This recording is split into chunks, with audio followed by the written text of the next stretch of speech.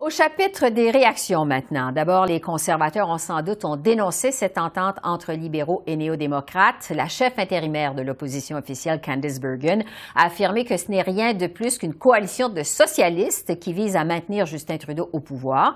Alors, je retrouve Luc Berthold, chef adjoint du Parti conservateur et lieutenant politique du Québec. Bonsoir, M. Berthold. Bonsoir. Bon, on a le sentiment que les conservateurs viennent de se faire couper l'herbe sous le pied. Qu'est-ce qui vous reste comme pouvoir à partir de maintenant à la Chambre des communes?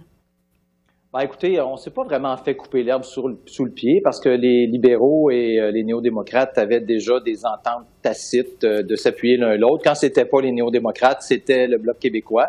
Mais là, on vient d'officialiser officiellement le nouveau gouvernement NPD libéral. C'est ce qu'on a vu. Il y a une entente formelle, des programmes, des pans de programmes du NPD qui vont être réalisés par le gouvernement fédéral. Puis on a vu cet après-midi, on avait un vote sur une motion du NPD et tous les libéraux se sont abstenus de voter pour ne pas défaire la motion du NPD. Donc on voit que c'est pas uniquement une entente tacite comme ça sur le coin d'une table, c'est vraiment une coalition qui est devant nous maintenant. Et ça vient démontrer à quel point le NPD, qui se cherchait depuis la dernière élection, a décidé de cesser d'abdiquer, de cesser d'exister et a abdiqué sa volonté d'un jour former un gouvernement. Oui. En tout cas, c'est une entente qui vise à assurer la survie du gouvernement jusqu'en 2025. Pendant la campagne électorale, les conservateurs, vous avez dénoncé la décision du premier ministre Trudeau de déclencher des élections en pleine pandémie. Vous disiez que les Canadiens avaient besoin de stabilité. Est-ce que, justement, les Canadiens viennent aujourd'hui de gagner en stabilité jusqu'en 2025? Non, ils se sont fait jouer, ils se sont fait flouer, les Canadiens, aujourd'hui, parce que les Canadiens avaient largement rejeté le programme du NPD lors de la dernière élection.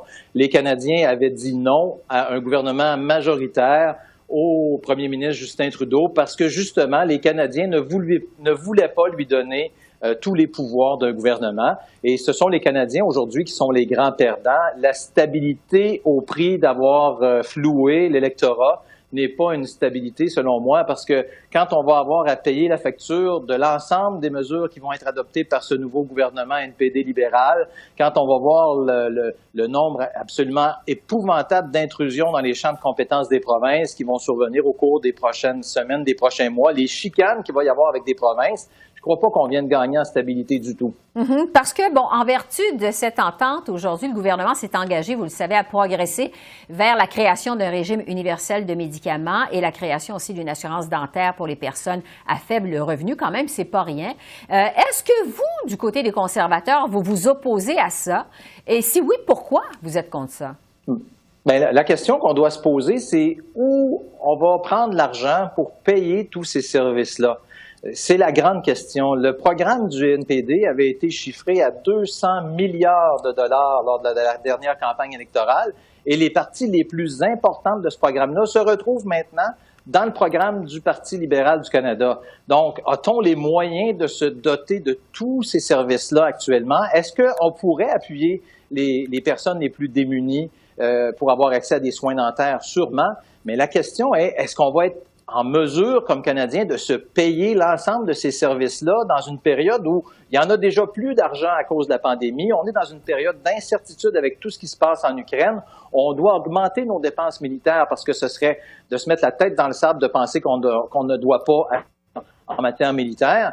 Donc, la vraie question est là. Et dans cette entente-là, vous ne trouverez pas un seul endroit où on dit d'où va provenir l'argent. Connaissant les libéraux et les NPD, on peut présumer fortement que ça va venir des hausses de taxes et d'impôts de l'ensemble des contribuables. Bon, parce que vous dites que c'est les Canadiens, en fait, qui sont les grands perdants de cette entente aujourd'hui. Qu'est-ce que vous prévoyez concrètement comme impact sur les Canadiens à la suite d'une telle entente, accord de principe entre libéraux et néo-démocrates? Bien, encore plus de dettes pour l'ensemble des Canadiens, encore plus, comme je l'ai mentionné, de chicanes avec les provinces parce que le programme qui a été présenté dans cette entente-là est un programme d'intrusion dans les champs de compétences provinciales. On parle en santé, on parle au niveau de l'emploi, Bref, c'est un programme qui va avoir beaucoup de conséquences. Ouais. Et surtout, je pense qu'au niveau de la démocratie, ce sont les Canadiens qui perdent parce qu'il y a un parti d'opposition qui vient de renoncer à son titre de s'opposer au gouvernement et qui va appuyer un gouvernement minoritaire, qu'importe les décisions qu'il va prendre au cours des 4 prochaines années.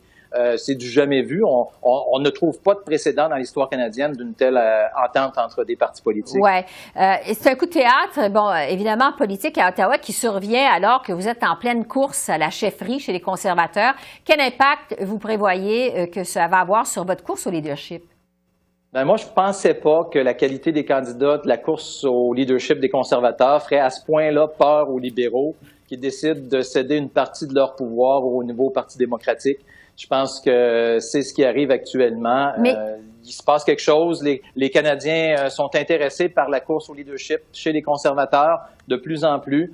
Et on voit que les opposants ont décidé de se préparer puis d'abandonner certaines de leurs valeurs, certains de leurs principes de base pour faire face à la nouvelle équipe conservatrice qui va être en place dès le mois de septembre. Mais est-ce que vous pensez que ça vient enlever du momentum à votre course au leadership? Non, au contraire, je pense que ça vient de galvaniser les troupes du Parti conservateur. Vous savez, on se plaisait à décrire le NPD comme l'aile modérée du Parti libéral du Canada. Aujourd'hui, ils ont concrétisé leur mariage.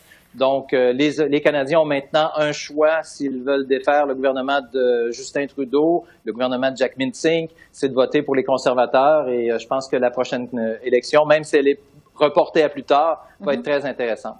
Luc Berthold, chef adjoint du Parti conservateur et lieutenant politique du Québec. Merci beaucoup. Merci. Merci, au revoir. Au revoir.